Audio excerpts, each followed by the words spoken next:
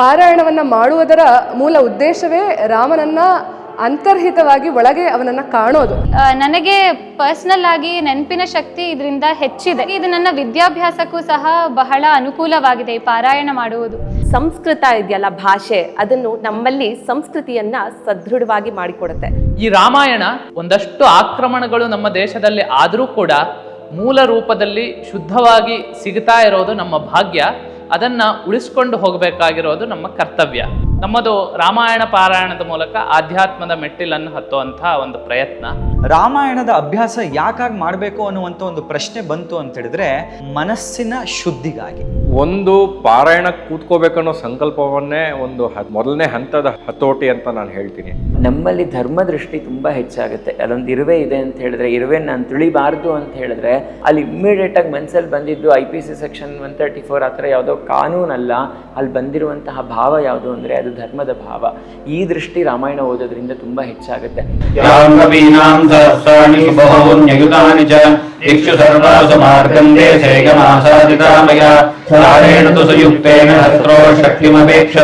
ಭೂಮೇನ ಚರತಾ ತಾವದವೇಕ್ಷಿತಮಿದಂ ಮಯಾ ಯದೇಹಿ ಮಯಿ ತತ್ರೇಯಂ ರಾಜಪುತ್ರೀ ಯಶಸ್ವಿನಿ ಪರಿತ್ರಾಣಮಪಶ್ಯಂತಿ ಜಾನಕೀ ಜೀವಿತಂ ತ್ಯಜೇತ್ ಯಥಾದು ಸಮಹಾಬಾಹು ಪೂರ್ಣಚಂದನಿಭಾನನಃ. ಸಂಸ್ಕೃತ ಭಾರತಿ ಅಕ್ಷರಂನಲ್ಲಿ ನಡೀತಾ ಇರುವಂತಹ ಅಖಂಡ ರಾಮಾಯಣ ಪಾರಾಯಣದ ಅಂಗವಾಗಿ ಪಾರಾಯಣಕ್ಕೋಸ್ಕರ ಇಂದು ಇಲ್ಲಿ ಬಂದಿದ್ದೇವೆ. ಸುಂದರಕಾಂಡವನ್ನು ಓದುವಂತಹ ಒಂದು ಸುವರ್ಣಾವಕಾಶ ನಮ್ಮದಾಗಿದೆ. ಸುಂದರಕಾಂಡ ಅಂದಮೇಲೆ ಅಲ್ಲಿರುವ ವರ್ಣನೆಗಳನ್ನು ನಾವು ಊಹಿಸ್ಕೊಳ್ಬಹುದು.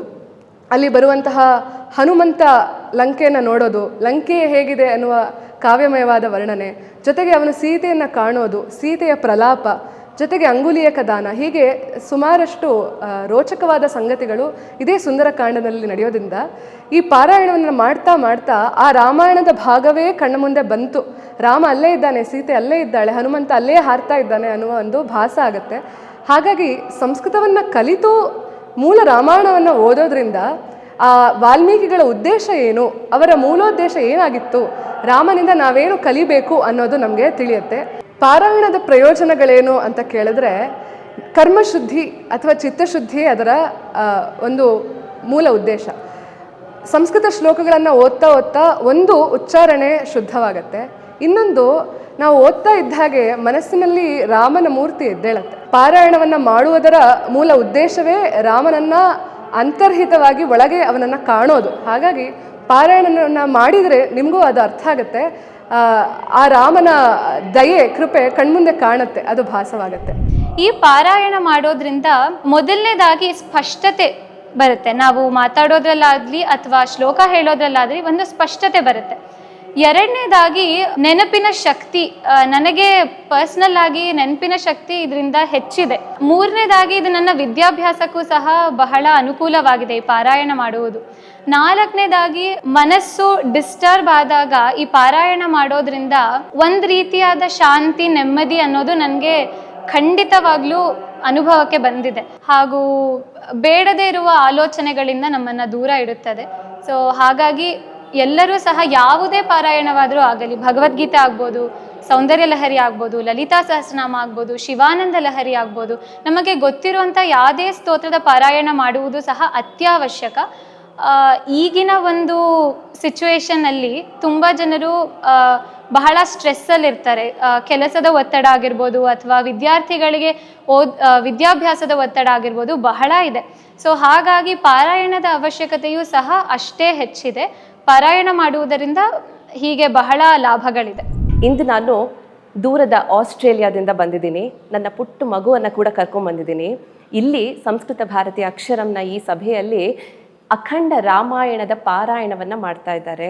ನಾವು ಮನೆಯಲ್ಲಿ ಕೂತು ಪಾರಾಯಣ ಮಾಡಬೇಕಾದ್ರೆ ಒಂದು ರೀತಿಯಾದ ಅನುಭವ ಸಿಗತ್ತೆ. ಅದೇ ಇಂಥ ದೊಡ್ಡ ಸಭೆಯಲ್ಲಿ, ಅದರಲ್ಲೂ ಪಂಡಿತರು, ಪುಟ್ಟ ಮಕ್ಕಳು ಹಾಗೂ ದೊಡ್ಡವರು ಇವರೆಲ್ಲ ಸೇರಿ ಕೂತು ಪಾರಾಯಣ ಮಾಡಬೇಕಾದ್ರೆ ನಿಜಕ್ಕೂ ಅದನ್ನು ಮಾತಿನಲ್ಲಿ ವರ್ಣಿಸೋದಕ್ಕೆ ಆಗೋದಿಲ್ಲ. ಸಂಸ್ಕೃತ ಇದೆಯಲ್ಲ ಭಾಷೆ, ಅದನ್ನು ನಮ್ಮಲ್ಲಿ ಸಂಸ್ಕೃತಿಯನ್ನು ಸದೃಢವಾಗಿ ಮಾಡಿಕೊಡುತ್ತೆ. ಆದ್ದರಿಂದ ಯಾರು ಹೇಳ್ದೇನೆ ನಮಗೆ ಬಹಳ ಸುಲಲಿತವಾಗಿ ಈ ಶ್ಲೋಕಗಳನ್ನ ಹೇಳಬೇಕು, ಪೂಜೆ ಮಾಡಬೇಕು, ಗುರು ಹಿರಿಯರನ್ನು ವಂದಿಸಬೇಕು ಅನ್ನೋದು ತಿಳಿಯುತ್ತೆ. ಸಂಸ್ಕೃತ ಭಾರತಿ ಸಂಸ್ಕೃತಕ್ಕೋಸ್ಕರ ಕೆಲಸ ಮಾಡುವಂತಹ ಸಂಸ್ಥೆ. ಈ ರಾಮಾಯಣ ಇರೋದು ಸಂಸ್ಕೃತದಲ್ಲೇ. ಈ ರಾಮಾಯಣ ಒಂದಷ್ಟು ಆಕ್ರಮಣಗಳು ನಮ್ಮ ದೇಶದಲ್ಲಿ ಆದರೂ ಕೂಡ ಮೂಲ ರೂಪದಲ್ಲಿ ಶುದ್ಧವಾಗಿ ಸಿಗ್ತಾ ಇರೋದು ನಮ್ಮ ಭಾಗ್ಯ. ಅದನ್ನ ಉಳಿಸ್ಕೊಂಡು ಹೋಗಬೇಕಾಗಿರೋದು ನಮ್ಮ ಕರ್ತವ್ಯ. ರಾಮಾಯಣದ ಕುರಿತಾದ ಯಾವುದೇ ಕಥೆಗಳಿರಲಿ, ಅದು ಸಂಸ್ಕೃತದ್ದಿರಲಿ ಅಥವಾ ಇತರ ಭಾರತೀಯ ಭಾಷೆಗಳದ್ದಿರಲಿ, ಅದಕ್ಕೆ ಮೂಲ ಈ ವಾಲ್ಮೀಕಿ ರಾಮಾಯಣವೇ ಆಗಿರುತ್ತೆ. ಆಮೇಲೆ ಕಾವ್ಯಗಳ ರಚನೆಗೂ ಮೂಲ ವಾಲ್ಮೀಕಿ ರಾಮಾಯಣವೇ ಆಗಿರುತ್ತೆ. ಸಾವಿರಾರು ವರ್ಷಗಳ ಹಿಂದೆ ಬರೆದಂತಹ ಈ ವಾಲ್ಮೀಕಿ ರಾಮಾಯಣ ಇವತ್ತಿಗೂ ಕೂಡ ನೂತನ ಕಲ್ಪನೆಗಳಿಗೆ, ಸುಂದರವಾದ ಕಥಾವಸ್ತುಗಳಿಗೆ ಆಕಾರ ಆಗ್ತಾ ಇರೋದು ತುಂಬಾ ಸಂತೋಷದ ವಿಷಯ. ಆದ್ರಿಂದ ಆ ಮೂಲವನ್ನ ಒಂದು ಸಲ ಓದಬೇಕು. 52 ಗಂಟೆಗಳ ಪಾರಾಯಣದಲ್ಲಿ ನಾನು ಇದೇ ವಾತಾವರಣದಲ್ಲಿ ಇದ್ದೇನೆ. ಯಾವಾಗಲೂ ಶ್ಲೋಕಗಳು ಕಿವಿಗೆ ಬೀಳ್ತಾ ಇರ್ತವೆ. ರಾಮ, ಹನುಮಂತ, ಲಕ್ಷ್ಮಣ, ಸೀತೆ ಮುಂತಾದ ಸಜ್ಜನರ ಚರಿತ್ರೆಯನ್ನು ನಾವು ಕೇಳ್ತಾ ಇರ್ತೇವೆ. ಚರಿತ್ರೆ ಅನ್ನೋದಕ್ಕಿಂತಲೂ ಅವರ ಹೆಸರು ಕೇಳಿದರೆ ರೋಮಾಂಚನ ಆಗುತ್ತೆ. ಅದೇ ರೀತಿ 24 ಗಂಟೆ ನಿರಂತರವಾಗಿ ಇದನ್ನು ಕೇಳ್ತಾ ಇರೋದ್ರಿಂದ ಒಂದು ಸುಂದರವಾದಂತಹ ಅನುಭವ ನನಗಿಲ್ಲ ಆಗ್ತಾ ಇದೆ. ಅದೇ ರೀತಿಯಾಗಿ ಪಾರಾಯಣವನ್ನು ಮಾಡುವ ಸಂದರ್ಭದಲ್ಲಿ ಕೂಡ ಪ್ರತಿಯೊಬ್ಬರೂ ಅದನ್ನು ಉಚ್ಚರಿಸೋದ್ರಿಂದ ರಾಮ ಶಕ್ತಿ ಎಲ್ಲರಲ್ಲೂ ಇದೆ ಅನ್ನುವಂತಹ ಭಾವ ನಮ್ಮಲ್ಲಿ ಜಾಗೃತವಾಗ್ತಾ ಇದೆ. ಆಧ್ಯಾತ್ಮಕ್ಕೆ ತುಂಬಾ ಆಯಾಮಗಳಿದ್ದಾವೆ. ಯಾವುದಾದ್ರೂ ಗ್ರಂಥಗಳನ್ನು ಓದಬಹುದು, ಧ್ಯಾನ ಮಾಡಬಹುದು, ವೇದಾಂತದ ಕುರಿತಾಗಿ ತುಂಬಾ ಒಲವನ್ನಿಟ್ಟುಕೊಂಡು ಅದನ್ನೇ ಚಿಂತನೆಯನ್ನು ಮಾಡಬಹುದು ನಿರಂತರವಾಗಿ. ನಮ್ಮದು ರಾಮಾಯಣ ಪಾರಾಯಣದ ಮೂಲಕ ಆಧ್ಯಾತ್ಮದ ಮೆಟ್ಟಿಲನ್ನು ಹತ್ತುವಂತಹ ಒಂದು ಪ್ರಯತ್ನ. ವಾಲ್ಮೀಕಿ ವಿರಚಿತ ರಾಮಾಯಣದಲ್ಲಿ 24,000 ಶ್ಲೋಕಗಳಿದೆ. ರಾಮಾಯಣದ ಅಭ್ಯಾಸ ಯಾಕಾಗಿ ಮಾಡಬೇಕು ಅನ್ನುವಂಥ ಒಂದು ಪ್ರಶ್ನೆ ಬಂತು ಅಂತ ಹೇಳಿದ್ರೆ, ಮನಸ್ಸಿನ ಶುದ್ಧಿಗಾಗಿ. ಮನಸ್ಸಿನ ಶುದ್ಧಿ ಒಂದಾದರೆ ಪ್ರಪಂಚದಲ್ಲಿ ಎಲ್ಲವೂ ಶುದ್ಧಿ ಆದಂತೆ. ಈ ಅಖಂಡ ರಾಮಾಯಣ ಪಾರಾಯಣ ಮಾಡೋದ್ರಿಂದ ಪ್ರತಿಯೊಬ್ಬ ಮನುಷ್ಯನ ಮನಸ್ಸಿನ ಶುದ್ಧಿ ಆಗುತ್ತೆ. ಹಾಗಾಗಿ ಸಂಸ್ಕೃತ ಭಾರತಿ ಈ ಒಂದು ಅಖಂಡ ರಾಮಾಯಣ ಪಾರಾಯಣ ಕಾರ್ಯಕ್ರಮದ ಆಯೋಜನೆ ಮಾಡಿದೆ. ಬರೀ ಅಷ್ಟೇ ಅಲ್ಲ, ಸಂಸ್ಕೃತ ಭಾರತೀಯ ಮತ್ತೊಂದು ಉದ್ದೇಶ ಇದೆ. ಭಾರತೀಯರ ಪ್ರತಿಯೊಬ್ಬ ಮನೆಯಲ್ಲೂ ಕೂಡ ಅಖಂಡ ರಾಮಾಯಣ ಪಾರಾಯಣ ಮಾಡಬೇಕು ಅಂತ. ಹಾಗಾಗಿ ಇವಾಗ ಗೃಹೇ ಗೃಹೇ ರಾಮಾಯಣಂ ಅನ್ನುವಂಥ ಕಾರ್ಯಕ್ರಮವು ಕೂಡ ಈಗ ಸಂಸ್ಕೃತ ಭಾರತಿ ವತಿಯಿಂದ ಮಾಡ್ತಾ ಇದ್ದೀವಿ. ಸೊ ನೀವು ಪ್ರತಿನಿತ್ಯ 1 ಗಂಟೆ ಸಮಯವನ್ನು ಕೊಟ್ಟರೆ ಸಾಕು. ಸೊ ಮನೆಯಲ್ಲೂ ಕೂಡ ನೀವು ರಾಮಾಯಣವನ್ನು ಓದಬಹುದು. ಯಾರಿಗೆ ರಾಮಾಯಣದ ಶ್ಲೋಕವನ್ನು ಓದಲಿಕ್ಕೆ ಕಷ್ಟ ಆಗುತ್ತೆ, ಯಾರಿಗೆ ಅಭ್ಯಾಸ ಇಲ್ಲ ಅನ್ನೋರು ಕೂಡ ಸಂಸ್ಕೃತ ಭಾರತಿಗೆ ಬಂದು ತಮ್ಮ ಹೆಸರನ್ನು ಕೊಟ್ಟು ರಿಜಿಸ್ಟರ್ ಮಾಡಿಕೊಂಡ್ರೆ ನಾವೇ ನಿಮಗೆ ಸಂಸ್ಕೃತ ಶ್ಲೋಕಗಳ, ರಾಮಾಯಣ ಶ್ಲೋಕಗಳ ಉಚ್ಚಾರಣೆ ಹೇಗೆ ಮಾಡಬೇಕು, ಹೇಗೆ ಓದಬೇಕು ಅನ್ನೋದನ್ನು ಕೂಡ ನಾವು ಪಾಠ ಮಾಡ್ತೀವಿ. ಸೊ ನೀವು ಪಾರಾಯಣ ಮಾಡಿ 1 ತಿಂಗಳಾದ ನಂತರ ನಿಮ್ಮಲ್ಲಿ ಸಾಕಷ್ಟು ಬದಲಾವಣೆ ಆಗುತ್ತೆ. ನಾನು ಮೊದಲೇ ಹೇಳಿದೆ, ಒಂದು ಚಿತ್ತಶುದ್ಧಿ ಅಂತ. ಮನಸ್ಸೊಂದು ಶುದ್ಧಿ ಆಯಿತು ಅಂತ ಹೇಳಿದ್ರೆ ನಮ್ಮಲ್ಲಿ ದೇಹದಲ್ಲಿ ಎಲ್ಲವೂ ಶುದ್ಧಿ ಆದಂತೆ. ಅಷ್ಟೇ ಅಲ್ಲ, ನಮ್ಮಲ್ಲಿ ಕೋಪ ಬರುವಂಥದ್ದು, ನಾವು ದುಡುಕಿ ನಿರ್ಧಾರವನ್ನು ತೆಗೆದುಕೊಳ್ಳುವಂಥದ್ದು, ಬೇರೆ ಬೇರೆ ಥರದ ನಕಾರಾತ್ಮಕ ಯೋಚನೆಗಳು ಮಾಡುವಂಥದ್ದೆಲ್ಲವನ್ನು ಕೂಡ ಕಮ್ಮಿ ಮಾಡ್ತೀವಿ. ಇದು ಹೋಗ್ತಾ ಹೋಗ್ತಾ ಸಂಪೂರ್ಣವಾಗಿ ನಕಾರಾತ್ಮಕತೆ ಏನಿದೆ ನಮ್ಮ ಶರೀರದಲ್ಲಿ, ನಮ್ಮ ಮನಸ್ಸಿನಲ್ಲಿ, ಅವೆಲ್ಲವೂ ಕೂಡ ಸಂಪೂರ್ಣವಾಗಿ ನಾಶ ಆಗುತ್ತೆ ಅನ್ನೋದರಲ್ಲಿ 2 ಮಾತಿಲ್ಲ. ನಮ್ಮ ಮನೆಯಲ್ಲಿ ನಿತ್ಯ ರಾಮಾಯಣವನ್ನು ನಾವು ಓದುವಂತಹ ಒಂದು ಚಟುವಟಿಕೆ ಶುರು ಮಾಡಿಕೊಂಡು, ಇದರಿಂದಾಗಿ ಒಂದು ನಮ್ಮ ಮನೆಯಲ್ಲಿ ವ್ಯತ್ಯಾಸವಾಗಿದೆ. ಏನಂದರೆ, ನಮ್ಮ ಗುಣಗಳೇ ಹೆಚ್ಚು ಸಾತ್ವಿಕತೆಗೆ ಬದಲಾಗಿದೆ. ಕೋಪಗಳು ಕಮ್ಮಿಯಾಗಿದೆ. ಪರಸ್ಪರ ಮನಸ್ತಾಪಗಳು ಸದ್ಯಕ್ಕೆ ಇಲ್ಲವೇ ಇಲ್ಲ ಅಂತ ಹೇಳ್ಬೋದು. ಆ ಥರ ವ್ಯತ್ಯಾಸಗಳು ನಮ್ಮಲ್ಲಿ ನಾವು ಕಾಣ್ತಾ ಇದ್ದೇವೆ.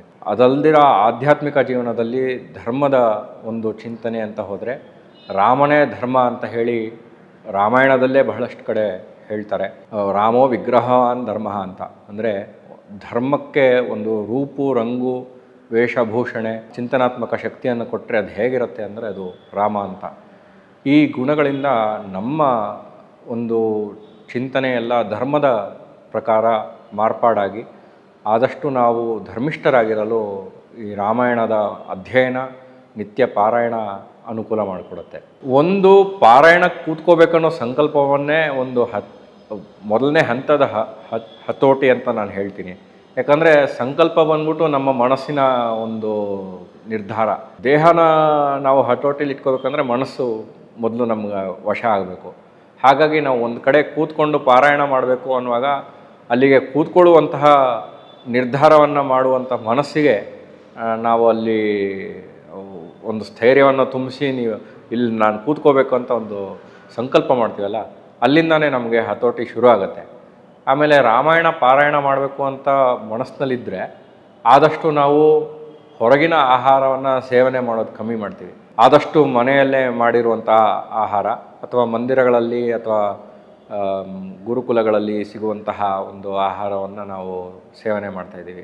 ನಮ್ಮ ಒಂದು ಜೀವನ ಶೈಲಿಯ ಮೇಲೆ ವ್ಯತ್ಯಾಸ ಆಗಿರುವಂತಹ ರೀತಿಯಿಂದ ಬಂದಿದೆ ಹೊರತು ಮುಂಚೆ ಇದ್ದಂತಹ ಒಂದು ಮನಸ್ಸಿನಲ್ಲಿ ಆಗ್ತಿರುವಂತಹ ಕಲಹದಿಂದ ಎಲ್ಲ ಇಲ್ಲ.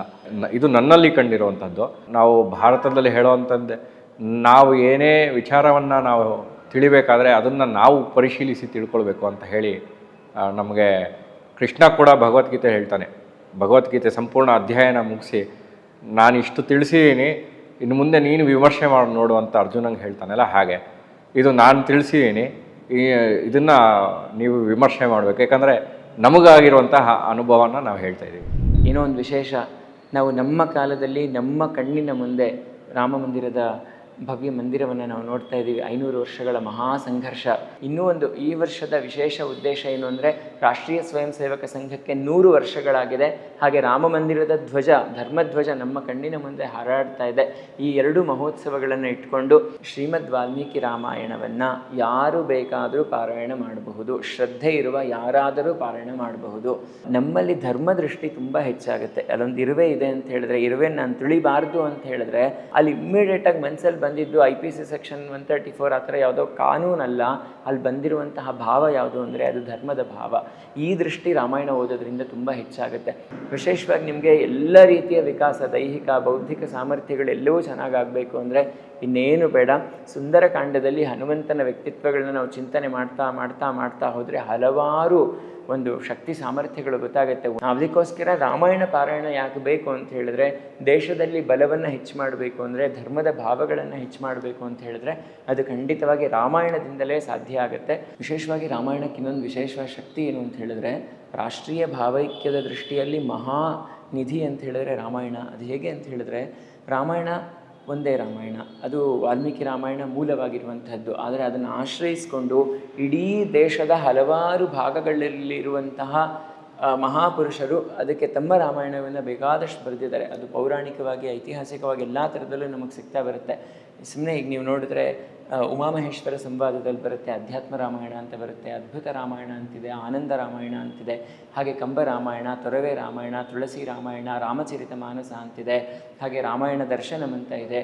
ಹೀಗೆ ಇಡೀ ದೇಶದ ಪ್ರತಿಯೊಂದು ರಾಜ್ಯಗಳಲ್ಲೂ ಅಥವಾ ಬೇರೆ ಬೇರೆ ಪರಂಪರೆಗಳಲ್ಲೂ ನಮಗೆ ರಾಮಾಯಣ ಸಿಗ್ತಾ ಬರುತ್ತೆ. ಯಾರೇ ವ್ಯಕ್ತಿಗಳಾಗಲಿ ಏನೇ ಮಾಡಿದ್ರು ಅದು ರಾಮಾಯಣದ ಜೊತೆ ಏನಾದರೂ ಕನೆಕ್ಟ್ ಮಾಡಬೇಕಾ ಅಂತ ಒಂದು ಸರಿ ನೋಡ್ತಾರೆ. ಯಾಕೆಂದರೆ ರಾಮಾಯಣದಿಂದ ಆ ರೀತಿಯಾಗಿ ಸಿಗುತ್ತೆ. ನಮ್ಮ ದೇಹದಲ್ಲಿ ಆಂತರಂಗಿಕ ಸ್ವಭಾವಗಳ ಮೇಲೆ ರಾಮಾಯಣದ ಪ್ರಭಾವ ಹೇಗೆ ಅಂತ, ಅದು ಅರಿಷಡ್ವರ್ಗಗಳಾಗಲಿ, ರಾಗದ್ವೇಷಗಳು ಇತ್ಯಾದಿಗಳೆಲ್ಲ ನಾವೇನು ಹೇಳ್ತೀವಿ ಅದನ್ನು ತಿದ್ಕೊಳ್ಳಿಕ್ಕೆ ರಾಮಾಯಣದಲ್ಲಿ ಏನಾದರೂ ಸಿಗುತ್ತಾ ಅಂದರೆ ಖಂಡಿತ ಬರುತ್ತೆ. ಕೈಕೇಯಿಯ ಜೀವನ ಏನಾಯಿತು, ಮಂಥರೆಯ ಜೀವನ ಯಾವ ಥರದ್ದು, ರಾವಣ ಹೇಗೆ ಅವಸಾನನಾದ, ಇವತ್ತು ರಾಮ ಯಾಕೆ ಪೂಜೆಗೆ ಒಳಪಡ್ತಾ ಇದ್ದಾನೆ, ಈ ರೀತಿಯ ಚಿಂತನೆಗಳೇ ನಮಗೆ ಒಂದು ಒಳ್ಳೆಯ ವಿವೇಕವನ್ನು ಕೊಡ್ತಾ ಬರುತ್ತೆ. ಸಮಗ್ರ ಸಮರ್ಪಣೆ ಅಂತ ಹೇಳಿದರೆ ಅದು ರಾಮಾಯಣದಲ್ಲಿ ಹನುಮಂತ ಖಂಡಿತ ಆಗ್ತಾನೆ. ಹಾಗೆ ಸೀತೆ ಸಮರ್ಪಣೆಯಲ್ಲಿ ಮಹಾ ಸ್ಥಾನವನ್ನೇ ಪಡಿತಾಳೆ. ಭರತ ಆಗಬಹುದು ಮತ್ತು ಲಕ್ಷ್ಮಣ ಆಗಬಹುದು. ಈ ರೀತಿಯ ಗುಣವಿಮರ್ಶೆಗಳಿಂದ, ರಾಮನ ಗುಣವಿಮರ್ಶೆಗಳಿಂದ ಖಂಡಿತ ನಮ್ಮಲ್ಲಿ ಈ ರೀತಿಯ ದುಷ್ಟಭಾವಗಳು ದೂರ ಆಗುತ್ತೆ ಅನ್ನೋದು ಖಂಡಿತ ಸತ್ಯ. ಹಾಗೆ ನೀತಿಗಳು ತುಂಬ ಕಡೆ ನಮಗೆ ಸಿಗುತ್ತೆ. ನಮ್ಮ ಜೀವನದಲ್ಲಿರುವಂತಹ ರಾಗದ್ವೇಷಗಳು, ಕಾಮಕ್ರೋಧಾದಿಗಳು ಎಲ್ಲವಕ್ಕೂ ಸಹ ರಾಮಾಯಣದಿಂದ ಖಂಡಿತ ಒಂದು ವಿವೇಕ ಇದೆ. ಪ್ರವರ್ತನೆ ಆಗಬೇಕಾದ್ರೆ ಆ ಒಂದು ಭಾವಗಳು ನಮ್ಮನ್ನು ತಿದ್ದುತ್ತೆ. ಅದಕ್ಕೋಸ್ಕರ ರಾಮಾಯಣಕ್ಕೆ ಒಂದು ವಿಶೇಷ ಶಕ್ತಿ ಇದೆ ಅನ್ನೋದು ನಮಗೆ ಗೊತ್ತಾಗುತ್ತೆ.